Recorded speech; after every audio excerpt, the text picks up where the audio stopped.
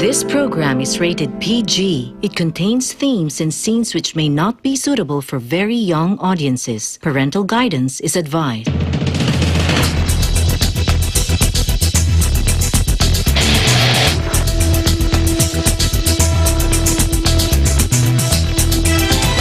We're working to connect a region of over 600 cultural bridges between our lands.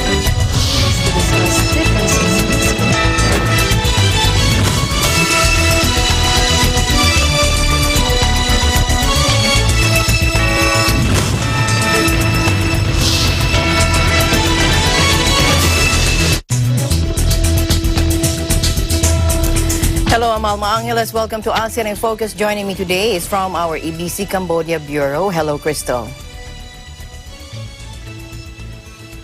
Hello, Alma. I'm Crystal Ann Ballesteros, EBC Cambodia Bureau, bringing you the news in the dynamic ASEAN region. On today's headlines.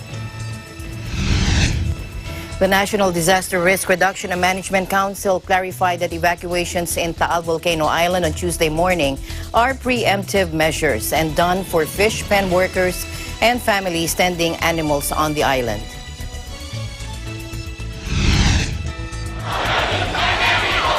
Thousands were rallying in Yangon Wednesday to protest against the military coup despite a build-up of troops and fears of violence escalated. The United States on Tuesday condemned a new charge slapped on Myanmar's deposed civilian leader Aung San Suu Kyi and renewed demands for her release.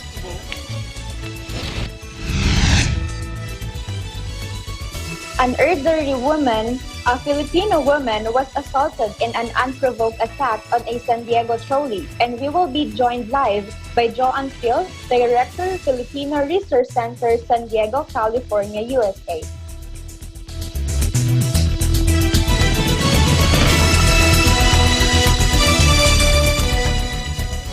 First, in the Philippines, the National Disaster Risk Reduction and Management Council clarified that the evacuations in Taal Volcano Island on Tuesday morning were preemptive measures and done for fish pen workers and families tending animals on the island. And the RRMC Deputy Spokesperson Mark Casian Timbal said that no other evacuations were conducted in Batangas as of this time. Evacuations were ordered due to the increase in volcanic activity. Mr. Timbal said the Philippine Coast Guard also evacuated some families who have returned to the island since the Taal volcano status was lowered to alert level 1 on March 19 last year. In a message to reporters, the PCG said at least 60 individuals have been evacuated and the number may yet increase as the evacuation is still ongoing. It also said evacuation began at around 11:15 in the morning upon the go signal by the municipal administrator of Talisay, Batangas. With the help of Philippine National Police, Talisay Bureau of Fire Protection, Talisay, and the Talisay Municipal Disaster Risk Reduction and Management Office, the PCG Batangas deployed 5 water assets to conduct the preemptive evacuation.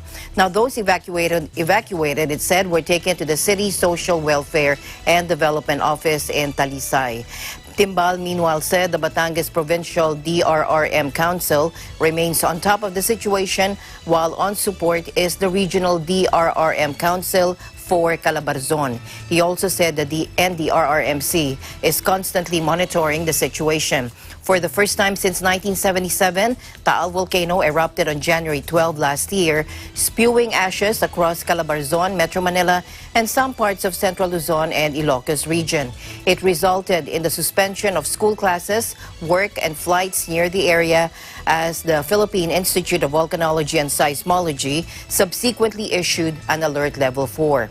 Now, on Tuesday, PHIVOC said seismic activity and changes in Taal Volcano's main crater lake have been observed on Monday despite the volcano under alert level 1.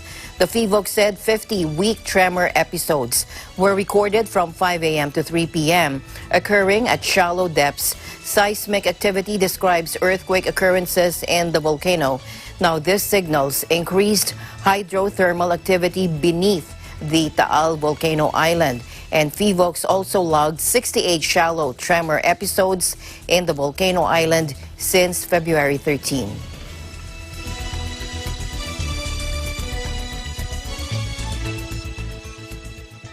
In Malaysia, the Ministry of Health has identified vaccination centers. Here's Myrna Soriano, EBC Malaysia Bureau. Hi, Christine. Thank you. Good afternoon. In Malaysia's fight against COVID-19, 605 locations have been identified to be used as vaccination centers and 54 will be as vaccine storage centers, according to the Ministry of Health, or MOH. The National COVID-19 Immunization Program implementation will be carried out in stages starting 26th of February, as the Pfizer-BioNTech vaccines are expected to arrive in the country on Sunday, according to the report of Newswire Bernama.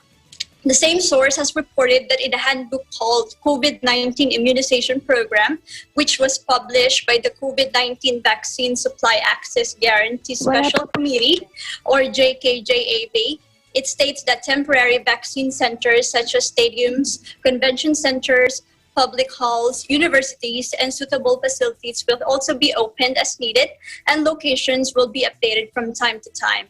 As stated in the same handbook pertaining to the 54 storage locations, unquote, the vaccine delivery and storage process at these locations involves integrated operations by various agencies such as MOH, armed forces, and other security forces, end of quote.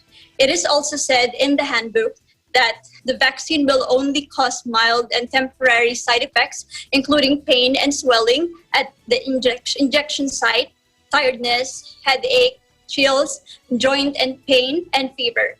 Vaccine recipients will be given scheduled notifications and reminders via the My Sagittaria application to report any untoward occurrences following the immunization.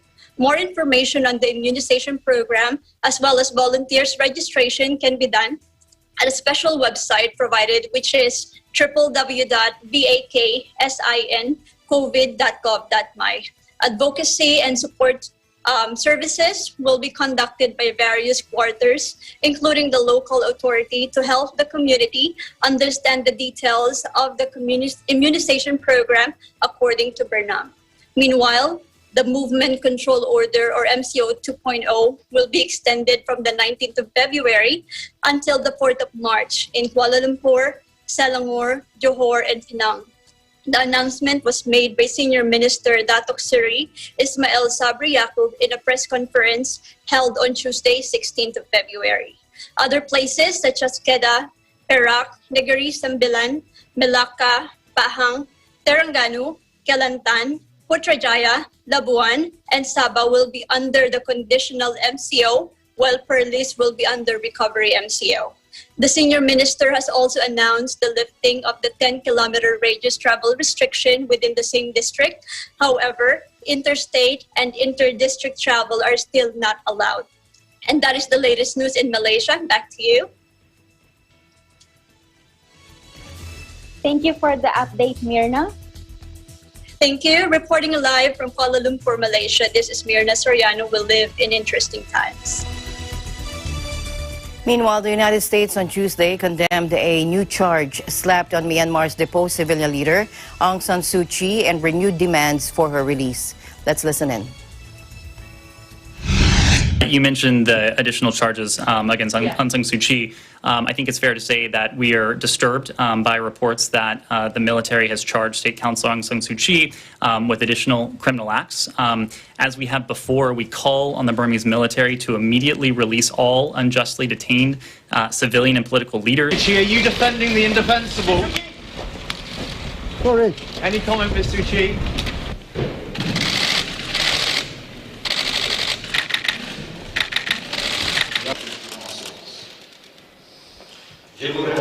Detention in a dawn raid on February 1, the day of the coup. She was charged under an obscure import and export law over walkie-talkies that were found in her home during a search.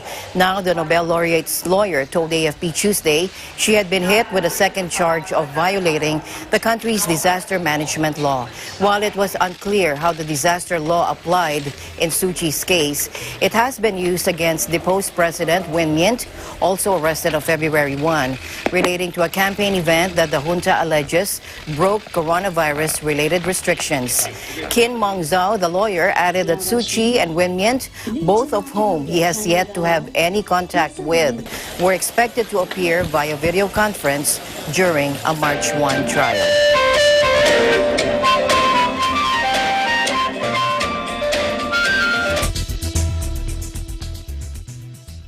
The Burmese junta holds its first press conference since the coup on February 1 and says both ex-leader Aung San Suu Kyi and the president are in good health. Brigadier General Zhao Mintun also seeks to assure that the army will proceed in accordance with the law. အဓိကတော့ကျွန်တော်တို့ဒေါ်အောင်ဆန်းစုကြည်နဲ့ဦးဝင်းမြင့်ကိုကျွန်တော်တို့ဒါလုံခြုံတဲ့နေရာမှာပဲကျွန်တော်တို့ဒါလုံခြုံမှုရှိစေရေးအတွက်ထိန်းသိမ်းထားပါတယ်ကျန်းမာရေးအခြေအနေကောင်းမွန်ပါတယ်ပြောချင်တာကတော့ကျွန်တော်တို့ဒါအချုပ်ချထားတဲ့ပုံစံမျိုးလှုပ်ဆောင်ခြင်းမရှိပါဘူးအဓိကတော့သက်ဆိုင်ရာနေအိမ်တွေမှာပဲရှိတယ်လို့ပြောချင်ပါတယ်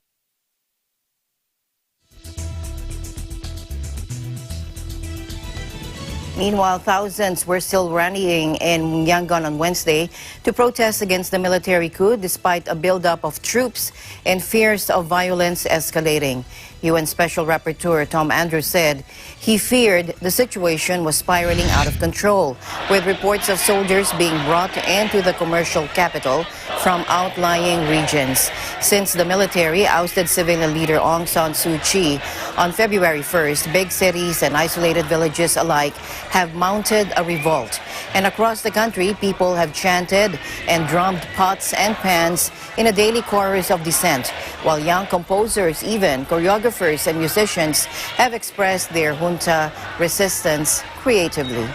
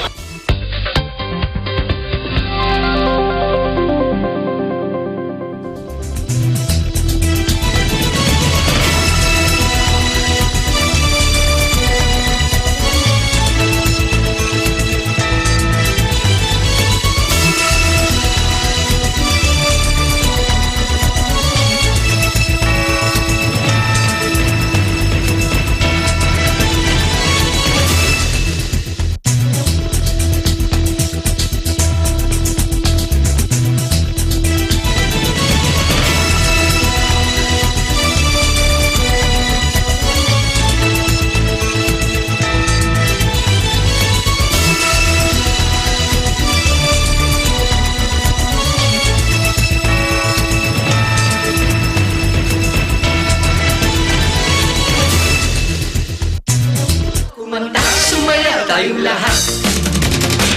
Saya-saya.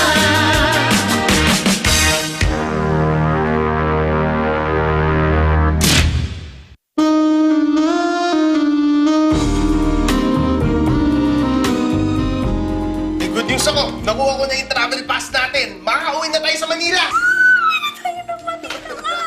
Kailangan pumunta ka na agad sa Manila para mapagplanuhan na natin. Pili tayo ng venue, caterer, gagawa pa tayo ng guest list, kakausap tayo ng wedding planner.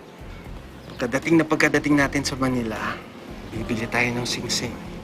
Gusto ko ikaw ang pumili. Who needs an engagement ring? Kung hawak mo naman yung kamay ko, buong buhay ko. May problema ba tayo, Miss Reyna? Ayaw mo ba ng design ko? Wala tayong problema. Parang hindi ka naman masaya. You seem so sad. Parang hindi ka bride to be. Nakaka-stress pala magplano ng mga ganito. Hindi ka masistress ng ganyan kung mahal mo talaga ang isang tao. Do you really love Ned? Hindi pa rin malilimot ang unang pag-ibig. Subalit muling susukatin ng tadhana ang kanilang pagmamahalan.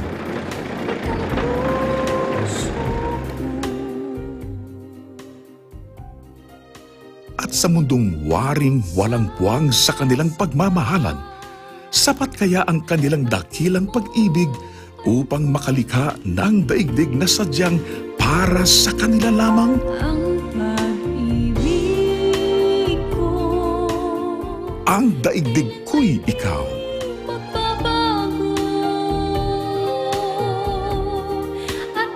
Tuwing Sabado, ika-8 ng gabi. Dito lamang sa Net 25.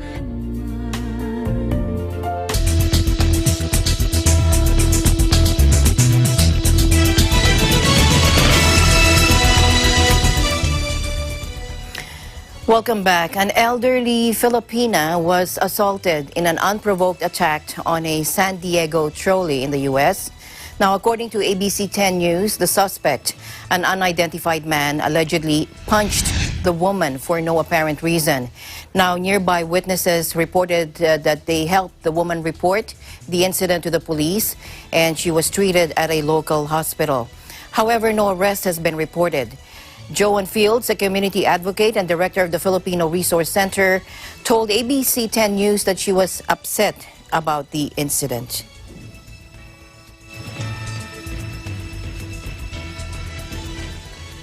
Now, President Biden and Vice President Harris condemned the rising xenophobia and racism on the Asian and the Pacific Islander community, and both called for increased protection of the API community. Today, we have JoAnn Fields, the director of the Filipino Resource Center, to discuss the current race situation in the United States. Hello, JoAnn, and welcome to the program. Hello, Alma. Thank you for having me on your show. Yes, please tell us first about your the Filipino Resource Center. Tell us what this center is all about. Yes. As we know, COVID-19 has impacted us locally and worldwide, and it actually magnified what we need in the San Diego community, what we're lacking, where Filipinos can receive information on vaccinations, testing, but now we are experiencing anti-Asian attacks. And we believe it stems from the previous president because of continued remarks of calling the coronavirus the Chinese virus, and implicating that Asians are the reason why this virus has spread. And so we believe the attack that the news reports that we received in the community, an 80-year-old Lola was attacked on the trolley. She entered the trolley in southeastern San Diego, where there is a large Filipino community. And we heard that unprovoked, a man attacked her on the trolley, hit her on the head. And witnesses saw her and tended to her and helped her file the report. And now we need a place like the Resource Center so that when an incident like this, we can advocate for our Lola. Now we can advocate in the community to be vigilant, to be aware that this is happening, like what we're seeing throughout the whole United States. We've heard of the incidents in New York City where a Filipino man was slashed across his face when he was riding the train. These incidents need to be reported. More importantly, we need to increase the awareness of how to protect ourselves, whether it is while you're commuting or also to protecting yourself against COVID-19. And again, COVID-19 just magnified what we don't have in the Filipino community. And that's why we have a group of Filipino community stakeholders that feel the same way. And so we are now collaborating together so that we have a resource center to give correct information and more importantly, connections to the programs and services so that our community can thrive. Now, do you think that during this pandemic, this anti-racial or anti-Asian rather crimes have increased? Yes, we have seen an uptick in these type of hate crimes. And because of this incident and with other Asian groups, we are now working with the San Diego County District Attorney, Summer, so that we can, again, connect our community to resources, how to report. we believe the numbers of crimes are actually larger, but because of fear of retaliation, not knowing where to file these reports, that we believe that the numbers are actually higher. So again, we are partnering with our government offices so that we can collect the data and more real-time numbers and information. How large is the ethnic community there in San Diego? Well, according to the U.S. Census, in 2010, we're still waiting for the 2020 census data to come in. But according to the 2010 census data, amongst all Asian Pacific Islanders, nearly half of the Asian Pacific Islander community in San Diego is of Filipino descent, amounting to nearly 200,000 Filipinos.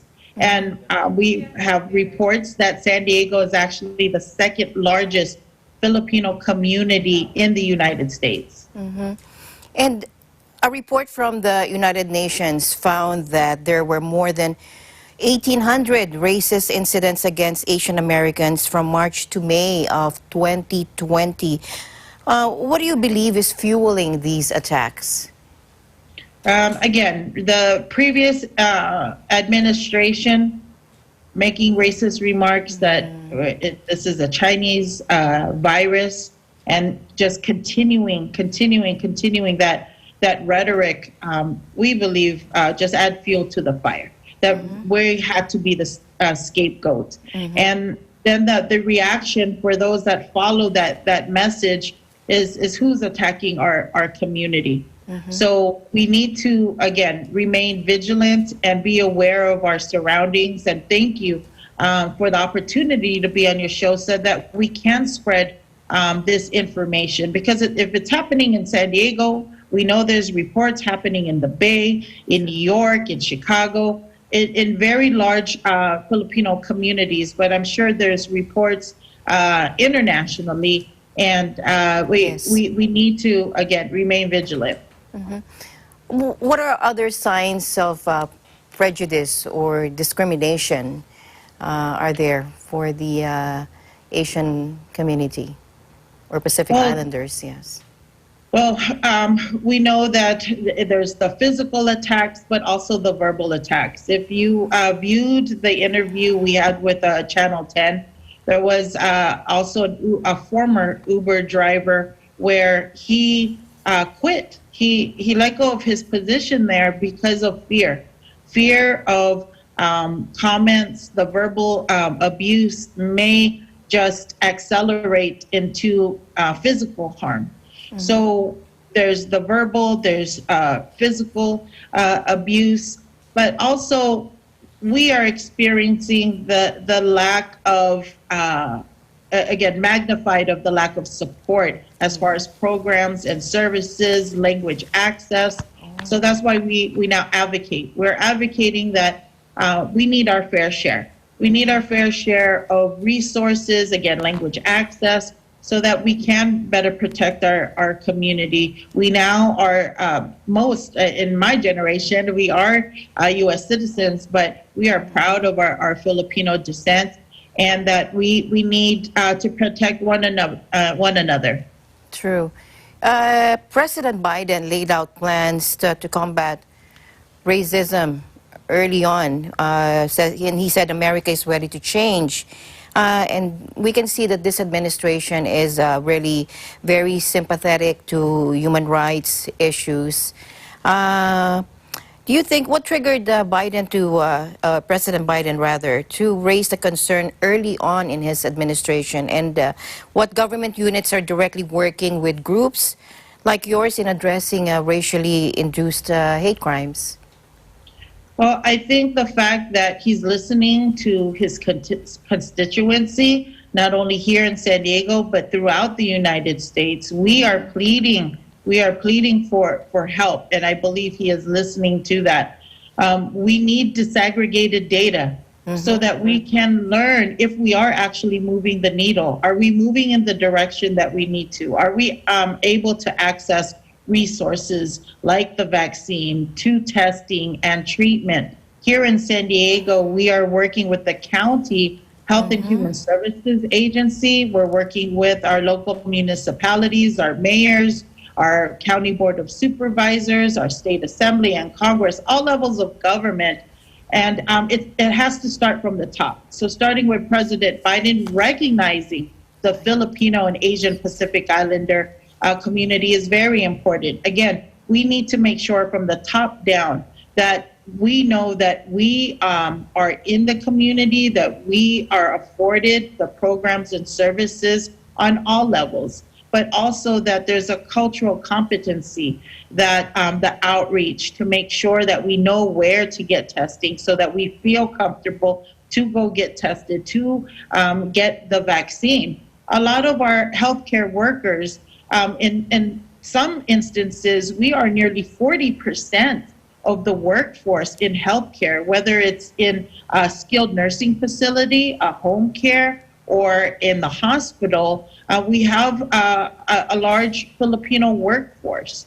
So when we hear that, not only are we asking for services as a patient, but also to protect the frontliners that are out front. And I believe with this administration, we're obtaining more support, that it is recognized that COVID-19 is a real virus and that our community needs the help. And I believe it's coming and it's here. So now, again, we have to just remain vigilant and voice ourselves. So again, that's how the Filipino Resource Center evolved and came about, because we saw that we were lacking support. Now it's coming in because we have a point organization, we have community stakeholders involved, and we're moving in the right direction. What about, you mentioned vaccines, and what about vaccine centers? Have you heard of any harassment or maybe anti-vaxxers from the pro-Trump supporters? Any rallies or happening there? Yes, we have quite a few super centers here in San Diego. More notable anti-vaxxers we heard shutting down in the Los Angeles region, part of Southern California. So we are aware, and because we receive this awareness, we can act accordingly. And luckily here in San Diego, there hasn't been a major disruption. They are out there, but again, because we have protocols in place and information that we receive and are able to share in our community, that we have not had a disruption in accessing the vaccines. Going forward, how do you see the future of race relations there in the United States? Well, I can speak to San Diego specifically. Just yesterday, there was an appointment to a newly formed Office of Race and Inclusion in the County of San Diego. Again, that's a step in the right direction. Andrew Strong was named the director, but he is very well connected in the Filipino and Asian Pacific Islander community. So it's really promising. Not only are they naming an office, but they're also creating a budget so that we can have outreach and education and also language access. So we really look forward to offices like this, programs, and point people that look like us in the community to close the gaps of service. Do you have any message for everybody watching you right now regarding this issue?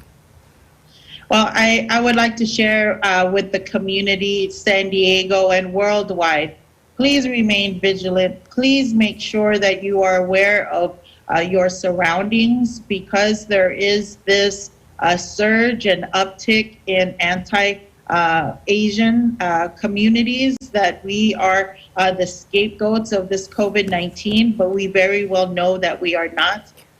But more importantly, please report. Report to your local district attorney. Report it to your local police department, so that we know that if we see this trend, that we don't want what happened to our 80-year-old plus Lola that was riding on public transportation in San Diego. We don't want anyone to be harmed. And we will only know this if it is reported. There are protections for you, and we must work together with you, especially in the media, to get the word out that we are vigilant and we are resilient. And really thank you for this opportunity to share what's going on here in San Diego and what we're seeing internationally. Thank you very much. This is a continuing issue in the United States, not only in the United States, because it has, as you said, has already spread around the world in different countries. And thank you for groups like yours, which are looking after which are steadfastly on guard, looking after the incidents of anti-Asian prejudice and hate crimes. Thank you very much. JoAnn Fields, Director of Filipino Resource Center. It's been a pleasure. Thank you very much. Thank you, Alma. ASEAN in Focus will be right back. Stay tuned.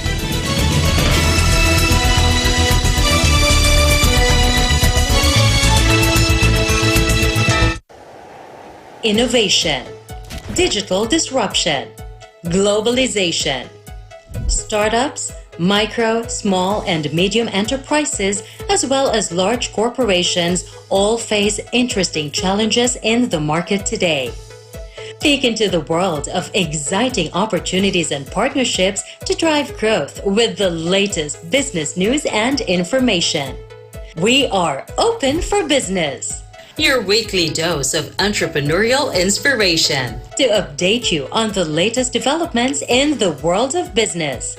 Get up close and personal with CEOs and thought leaders to help you discover valuable insights.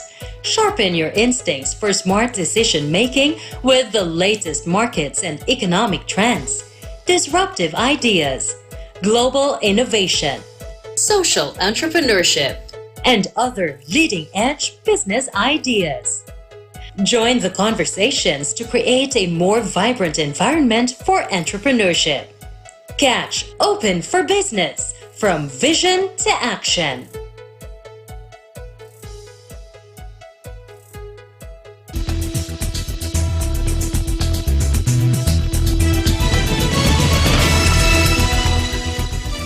And you're still watching ASEAN in Focus. More than 43,800 individuals enucleated in Maldives vaccination drive. Here's Steffi De Juan, EBLC Maldives Bureau. Hello, Crystal. Good afternoon to you and to all the televiewers around the world. So here's the latest updates from Maldives today. According to authorities last Tuesday, more than 43,800 individuals were inoculated till date as part of Maldives' ongoing COVID-19 vaccination program. Maldives officially commenced its vaccine rollout on February 1st after receiving a donation of 100,000 doses of Covishield vaccine from the Indian government. The donations constitute enough doses to inoculate 50,000 individuals. While the number of inoculated individuals are expected to reach 50,000 within the week, the Health Emergency Operations Center, or HEOC, has revealed that the vaccination program would continue without a waiting period to administer a second dose to those that have already received the shot.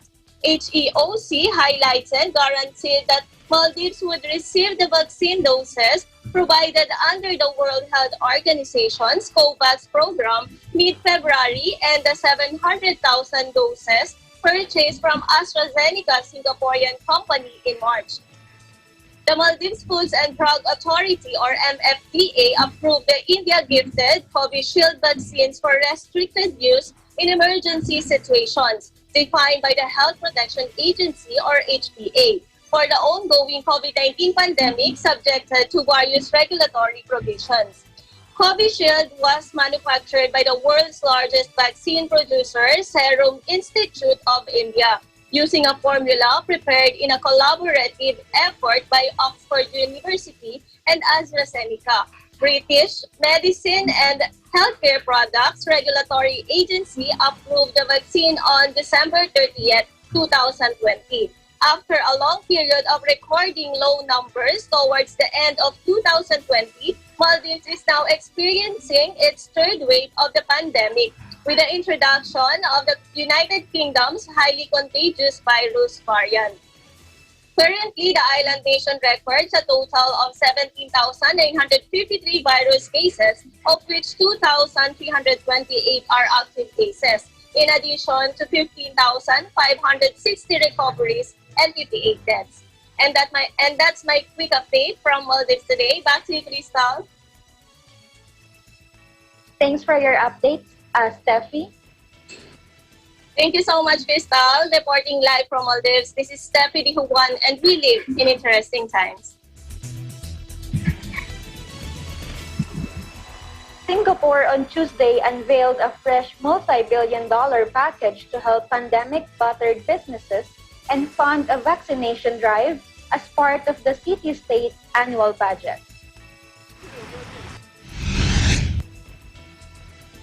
The coronavirus has plunged the financial hub into its worst ever recession, with the crucial aviation and tourism sectors hit particularly hard as global travel ground to a halt. Finance Minister Heng Swee Kit announced the new package totaling 11 billion Singaporean dollars as he unveiled the budget in Parliament. A substantial chunk will be allocated to helping workers and businesses still affected by the pandemic, including in the travel and aviation sectors. More than 40% of the funds will go to financing public health and measures to ensure a safe reopening of the economy, they said. This includes inoculation efforts, vaccines are given for free to all residents, as well as the tracking of people possibly exposed to a coronavirus carrier. Heng said close to 250,000 people have received their first dose and 55,000 have had their second job. The latest package of financial aid is on top of the nearly 100 billion Singaporean dollars rolled out last year.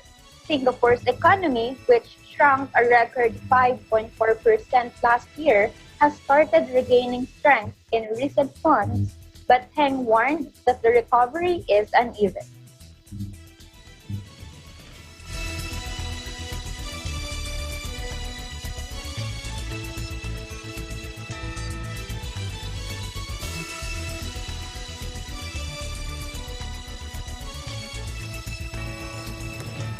In other news, durians falling from trees are collected in nets on a farm in Malaysia, where a long lockdown has slowed domestic demand and left traders more reliant on China's appetite for the world's smelliest fruit. Take a look.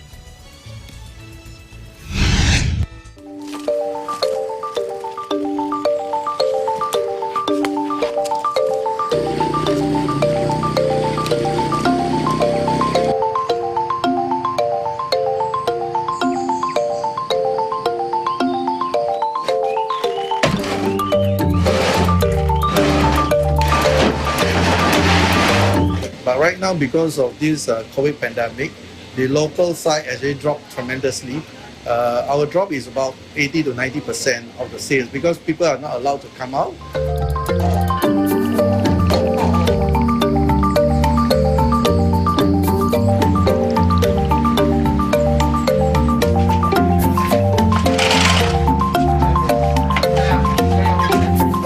If there's no exports or when there's any stop of the export, I think it will collapse the whole industry.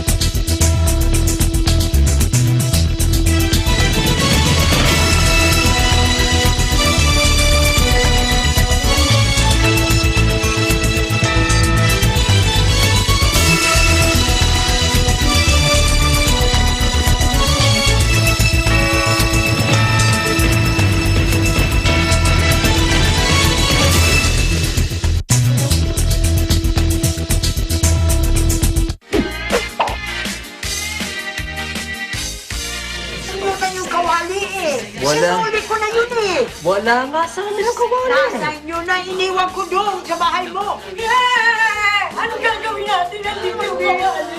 Ilabas niyo yung kawali ko. Ako ang gagawin ng bagong OIC habang wala ka dito sa barangay. Di ba, kuya? Ha? Ah! Ang sabi, papalit po ang pera para tumot 23. Dahil sa kawaling yun. Winan ako, boss. Papatin! Tinutuna ka na yung butas, oo. Grabe naman kayo sa akin. Ako! Sumaya tayong lahat. Saya-saya.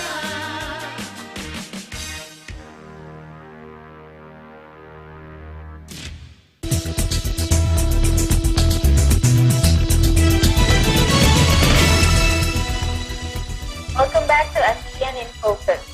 In Singapore, they commemorated Total Defense Day held every 15th of February. It marked Singapore's fall to the Japanese in 1942. Here's Heather Clemente, EBC Singapore Bureau. Total Defense Day is commemorated every February 15 to mark Singapore's fall to the Japanese in 1942. Usually, this day seeks to remind people of the sufferings endured by Singapore's forefathers during the Japanese occupation.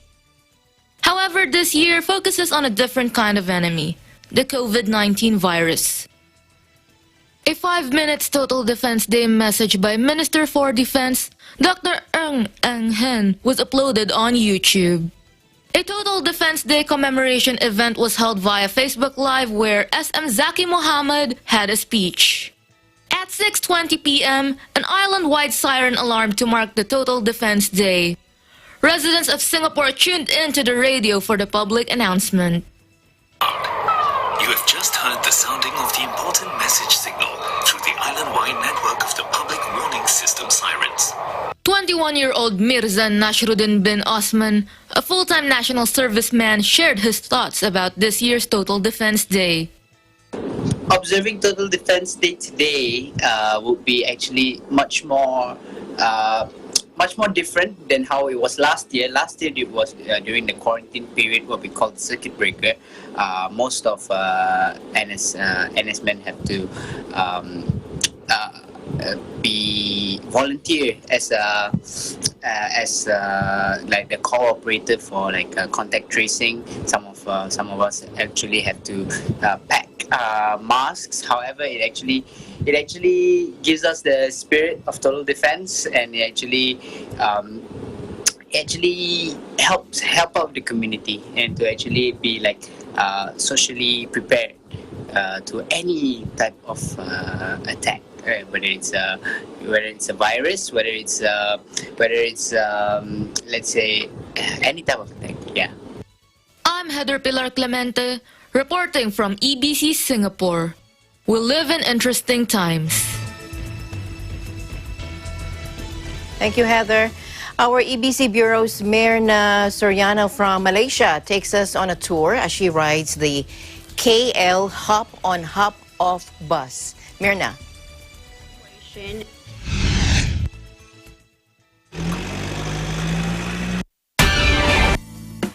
Hello everyone! Join me as we tour the city of Kuala Lumpur in this KL Hop On Hop Off bus. Let's go!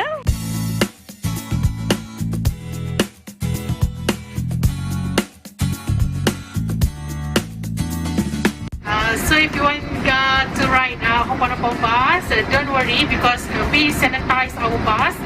The guests want to ride the bus, we will scan for the temperature and also screen QR barcode. The current situation and for the safety of all the passengers, you are only allowed to enjoy the view of the city from inside of the bus. This is Petronas Twin Towers, the twin skyscraper in Kuala Lumpur with 88 floors. It remains the tallest twin towers in the world. We are going to the KL Tower. This is a communication tower with a height of 421 meters. The top of the tower is a revolving restaurant, which is a great place to see the panoramic view of the whole city of Kuala Lumpur. This is Jalan Bukit Bintang, which is a major road in Kuala Lumpur. This is a favorite destination for mall goers and shoppers. This is also a popular entertainment area with a lot of bars and restaurants. As we go along with the tour, we can see a lot of different old buildings around the area, one of which is Kota Raya. This is a popular hangout destination for most of our kababayan in Kuala Lumpur. Now passing through Petaling Street, also known as Chinatown. This place has a lot of souvenir shops. It's also popular for street foods and night market. Nearby is Central Market, which is also a great place to shop. You are now seeing the old railway station. This is one of the most charming buildings found in Kuala Lumpur, which is completed in 1910. This is Brickfields. It is also known as Kuala Lumpur's Little India. It is popular for Indian food delights and also known as Divine Location, as there's many religious structures, which some are over 100 years old. We are now in the capital of Malaysia. This is Kuala Lumpur Central, opened on 16th of April 2001. KL Central replaced the old Kuala Lumpur railway station as the city's main intercity railway station. This is the National Museum of Malaysia. It was opened on the 31st of August 1963 and it serves as a repository of Malaysia's rich cultural and historical heritage. We are here at Merdeka Square, also known as Independence Square. It was here the Union flag was lowered and the Malaysian flag hoisted for the first time at midnight on 31st August 1957. Since then, Merdeka Square has been the usual venue for the annual Merdeka Parade or the National Day Parade. Istana Negara is Malaysia's national palace, built in 1928. This 13-acre castle used to be the official residence of the King of Malaysia. And that's about it. I hope you enjoy our bus tour. This is Sister Myrna. Thank you for joining me. Thank you, Myrna. Crystal and I surely enjoyed that. Maybe, Crystal, when we, after the pandemic, we can go with Myrna on a KL hop-on, hop-off bus tour. Sure, Alma. I'm looking forward to it. Thank that's you, the latest Crystal. news in the ASEAN region. Thank you, Alma. Thank you for everyone joining us today. This is Crystal Ann Ballesteros from your EBC Cambodia Bureau, and we always live in interesting times. And we'll see you back tomorrow for more here on ASEAN in Focus. I'm Alma Angeles, and we live in interesting times.